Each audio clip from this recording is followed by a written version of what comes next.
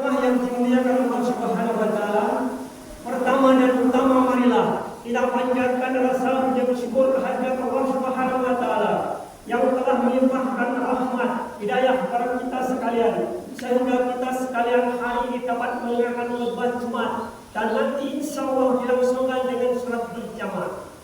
Hadirin yang dimuliakan Allah Subhanahu wa taala, marilah kita senantiasa meningkatkan iman dan takwa kita kepada Allah Subhanahu wa taala, yaitu menjalankan segala perintahnya dan menjauhi segala yang dilarang oleh Allah Subhanahu wa taala. Karena tidak ada keuntungan yang lebih besar melebihi taat kita kepada Allah Subhanahu wa taala. Tidak ada kerugian, kesengsaraan melebihi maksiat kita kepada Allah Subhanahu wa taala. Hadirin yang dimuliakan Allah Subhanahu wa taala, sebelum Adam diciptakan Allah Subhanahu wa taala, Allah menciptakan langit, bumi, matahari, bulan, bintang, lautan, hewan, gunung. Selanjutnya Allah Subhanahu wa taala menciptakan makhluk yang bernama malaikat, yang berasal dari nur atau cahaya.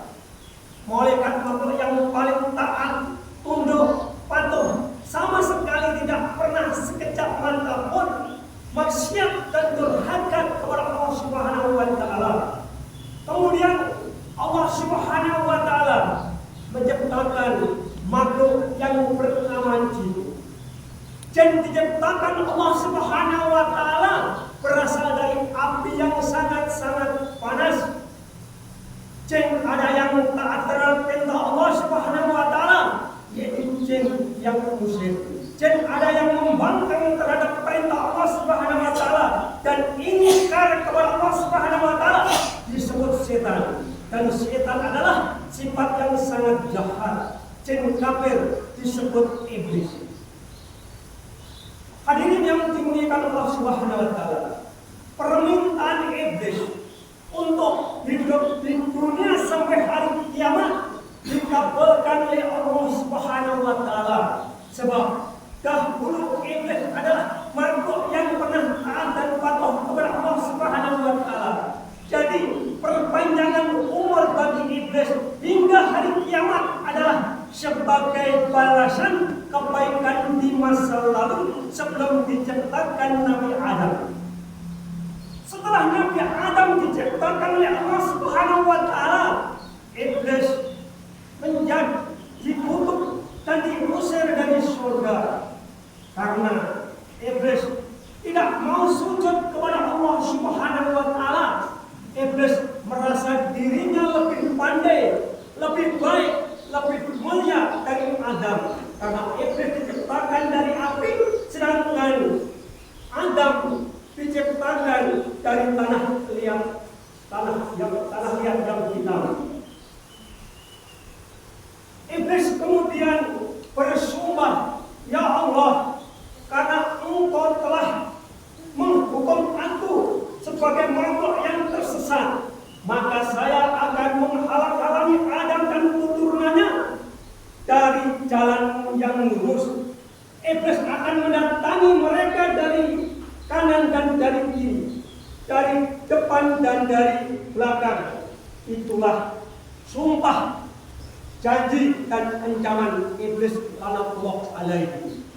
Hadirin yang Allah Subhanahu wa taala, iblis bertekad akan menyesatkan anak cucu Adam dan keturunannya agar mereka menjauhi perintah Allah dan menjalankan larangan-larangan Allah, berbuat kekacauan, saling bermusuhan, berbuat pembunuhan dan berbuat kerusakan dan kehancuran di muka bumi, mengadu domba satu sama lain. Allah berfirman, untuk melawan segala tipu daya iblis, Allah memberi senjata yang ampuh, yaitu Allah bimbing dengan petunjuk agama yang benar. Manusia diberi akal, manusia diberi pikiran untuk membedakan antara yang salah dan yang benar. Manusia yang tidak menggunakan akal, tidak menggunakan pikiran, akan disesatkan oleh iblis laknatullah. Mendengar firman Allah Subhanahu wa taala, iblis makin benci kepada Adam. Iblis kemudian mendekati dan memeriksa seluruh tubuh Adam, ingin mencari titik kelemahan Nabi Adam, akhirnya dapat ditemukannya, yaitu di nafsu. Nafsu cenderung melakukan hal-hal perbuatan yang buruk dan yang dilarang oleh Allah Subhanahu wa Ta'ala. Bila manusia cenderung menuruti hawa nafsunya, maka iblis akan mudah untuk menjerumuskannya ke jurang kejahatan, perbuatan yang buruk. Hadirin yang dimuliakan Allah Subhanahu wa Ta'ala, pada suatu hari iblis merayu Adam supaya makan buah yang sangat dilarang oleh Allah Subhanahu wa Ta'ala, yaitu buah kolbi.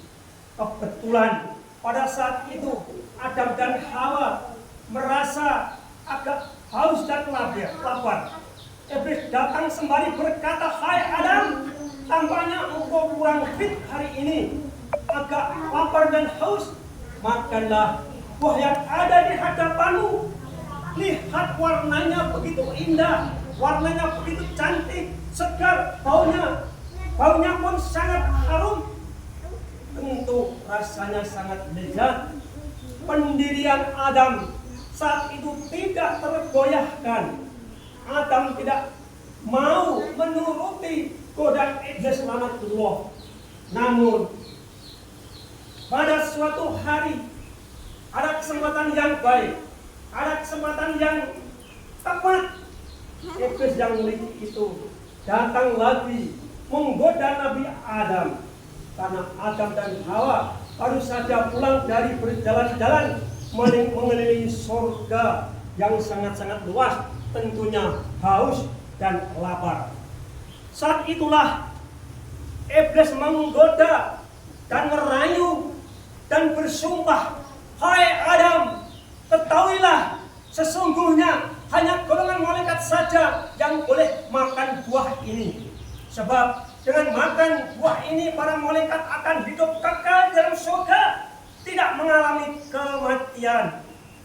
Adam dan Hawa mulai tertarik mendengar perkataan iblis bahwa kalian berdua tidak akan hidup lama. Beberapa waktu lagi Adam dan Hawa akan dimatikan. Nah, jika kalian ingin kekal hidup dan abadi di surga, makanlah buah ini. Sungguh amat bodoh jika kalian berdua tidak mau makan buah ini. Itu nasihat daripada iblis.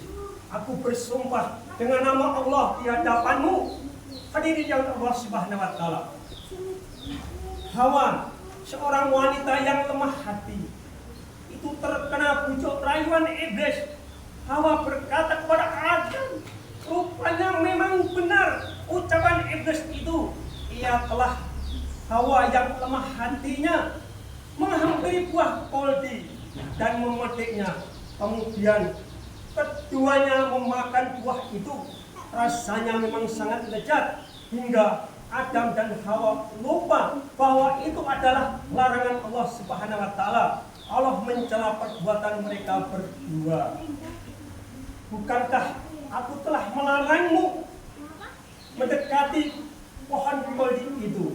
Setan itu adalah musuhmu yang nyata.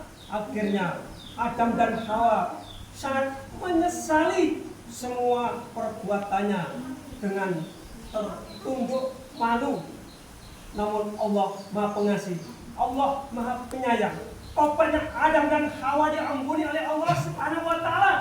Tetapi atas dosa dan kesalahannya itu, Adam dan Hawa harus keluar dari surga turun ke bumi. Hadirin yang Allah Subhanahu wa Ta'ala, hanya di sini saja apa yang dapat kami sampaikan. Mudah-mudahan menambah keimanan dan kenakan kita kepada Allah Subhanahu wa Ta'ala.